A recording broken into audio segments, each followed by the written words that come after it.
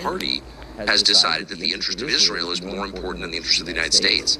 There are a couple of exceptions, Marjorie Taylor Greene, Thomas Massey, and they were driven out of the Republican Party. So it tells you what the priority is. The priority is serving Israel. And even if I liked Israel, which I do not, because it's committing genocide, I think we deserve sovereignty. So it's really that simple. Well, I think America lost its sovereignty many years ago.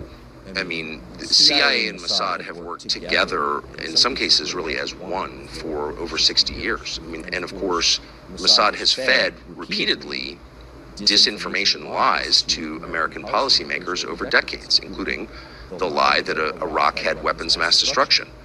That fundamentally came from Israel. There's no dispute about that. The lie that killing the Ayatollah, the Shiite Pope, would lead to the collapse of the Iranian government. No American intelligence agency said that. Mossad said that. And Netanyahu told Trump that. So there's a long track record of the United States, its people, its 350 million people, being misused by Israeli intelligence. And so the idea that you would merge them formally is a generational disaster.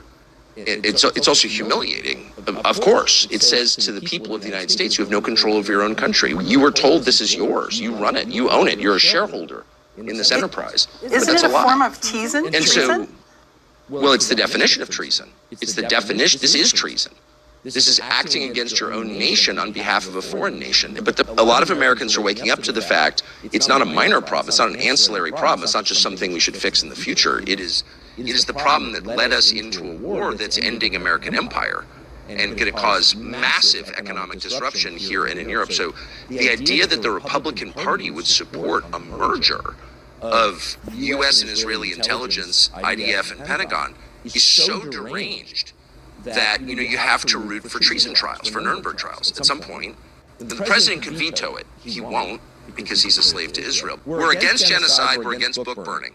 That's what we learned from the Nazi period. And all of a sudden you wake up and we're like, no, genocide's totally fine as long as Israel's doing it. In fact, it's not genocide. In fact, if you call it genocide, you're the bad person. What? No. The person committing genocide is